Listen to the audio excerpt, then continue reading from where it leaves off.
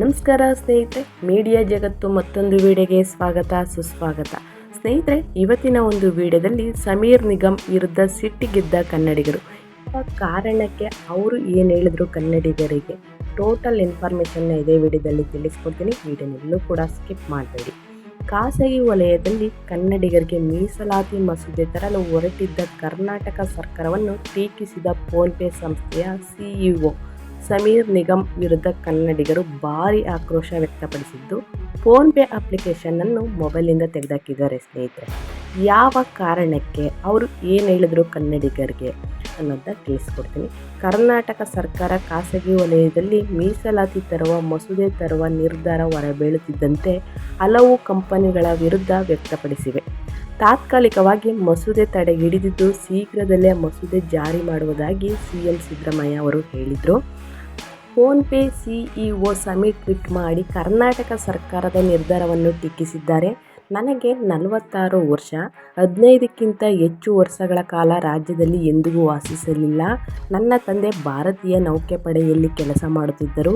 ದೇಶಾದ್ಯಂತ ಅವರಿಗೆ ಪೋಸ್ಟಿಂಗ್ ಮಾಡಲಾಗಿದೆ. ಅವರು ಮಕ್ಕಳು ಕರ್ನಾಟಕದಲ್ಲಿ ಉದ್ಯೋಗಕ್ಕೆ ಅರ್ಹರಲ್ಲವೇ?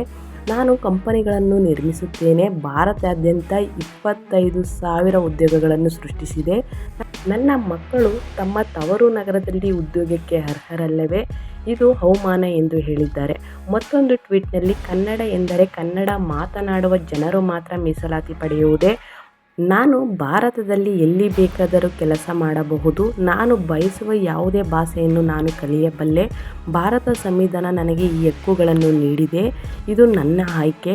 ನೀವು ಅಳಬಹುದು ಎಂದು ವ್ಯಂಗ್ಯವಾಗಿ ಟೀಕೆ ಮಾಡಿದ್ದಾರೆ. ಸ್ನೇಹಿತರೆ, ಇಲ್ಲಿನ ನೆಲ ನೀರು ಸೌಲಭ್ಯಗಳನ್ನು ಪಡೆದುಕೊಂಡು 15 ವರ್ಷಗಳಿಂದ ರಾಜ್ಯದಲ್ಲಿದ್ದರೂ ಕನ್ನಡವನ್ನು ಕಲಿಯುವ ಪ್ರಯತ್ನ ಕೂಡ ಮಾಡದೆ ಈಗ ಕನ್ನಡಿಗರನ್ನೇ ಅವಮಾನಿಸಿದ್ದಕ್ಕೆ ಭಾರಿ ಆಕ್ರೋಶ ವ್ಯಕ್ತಪಡಿಸಿದ್ದಾರೆ. ಸ್ನೇಹಿತರೆ, ಎಲ್ಲೆಲ್ಲೂ ಫೋನ್ಪೇ ವಿಡಿಯೋನೇ ಮತ್ತು ವೈರಲ್ ಆಗ್ತಿದೆ ಅಂತಲೇ ಹೇಳ್ಬೋದು.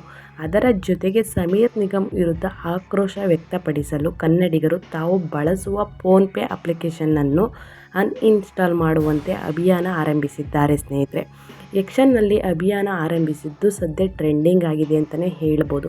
ಸಾವಿರಾರು ಕನ್ನಡಿಗರು ಫೋನ್ಪೇ ಅನ್ಇನ್ಸ್ಟಾಲ್ ಮಾಡುತ್ತಿರುವ ವಿಡಿಯೋವನ್ನು ಹಂಚಿಕೊಂಡಿದ್ದು, ನಮಗೆ ಬೇಕಾದ ಆ್ಯಪ್ ಬಳಸುವ ಸ್ವಾತಂತ್ರ್ಯವನ್ನು ಸಂವಿಧಾನ ನಮಗೆ ಕೊಟ್ಟಿದೆ ಎಂದು ಸಮೀರ್ ಟ್ವೀಟ್ಗೆ ಉತ್ತರ ಕೊಟ್ಟಿದ್ದಾರೆ. ಸ್ನೇಹಿತರೆ, ಸೊ ಹಾಗಾಗಿ ಸಮೀರ್ ಅವರು ಏನು ಆನ್ಸರ್ ಮಾಡಿದ್ದಾರೆ ಟ್ವೀಟಲ್ಲಿ ಅಂತಂದರೆ, ನಾನು ಕರ್ನಾಟಕದ ಮುಂದೆ ನಾನು ಹೇಳಿದ ಮಾತಿಗೆ ನಿಮ್ಮ ಮುಂದೆ ನಾನು ಕ್ಷಮೆ ಕೇಳಬಲ್ಲೆ ಅನ್ನೋದು ಮಂಡಿ ಊರಿ ಕ್ಷಮೆ ಕೇಳ್ತೀನಿ ಅಂದ್ಬಿಟ್ಟು ಕನ್ನಡಿಗರಿಗೆ ಒಂದು ಟ್ವೀಟ್ ಮುಖಾಂತರ ಆನ್ಸರ್ ಮಾಡಿದ್ದಾರೆ ಅಂತಲೇ ಹೇಳ್ಬೋದು. ಸ್ನೇಹಿತರೆ, ಇಷ್ಟೇ ಇವತ್ತಿನ ನ್ಯೂಸು. ಏನಂತಂದರೆ, ಅವರು ಕನ್ನಡಕ್ಕೆ ಅವಮಾನ ಮಾಡಿದ್ದಕ್ಕೆ ಕನ್ನಡಿಗರು ತಕ್ಕ ಪ್ರತಿಫಲನೆ ಕೊಟ್ಟಿದ್ದಾರೆ ಅಂತಲೇ ಹೇಳ್ಬೋದು. ಸ್ನೇಹಿತರೆ, ಕನ್ನಡವನ್ನು ಕೆಣಕಿದ್ರೆ, ಕನ್ನಡಿಗರನ್ನು ಕೆಣಕಿದ್ರೆ ಯಾವ ರೀತಿ ಪ್ರತಿಫಲ ಕೊಡ್ತಾರೆ ಅನ್ನೋದನ್ನ ಈ ವಿಡಿಯೋ ನೋಡಿ ನಿಮಗೆಲ್ಲರಿಗೂ ಗೊತ್ತಾಗಿರುತ್ತೆ. ವಿಡಿಯೋ ಇಷ್ಟ ಆದರೆ ದಯವಿಟ್ಟು ಲೈಕ್ ಮಾಡಿ. ಮತ್ತೊಂದು ವಿಡಿಯೋ ಜೊತೆ ಸಿಗ್ತೀನಿ. Thank you for watching.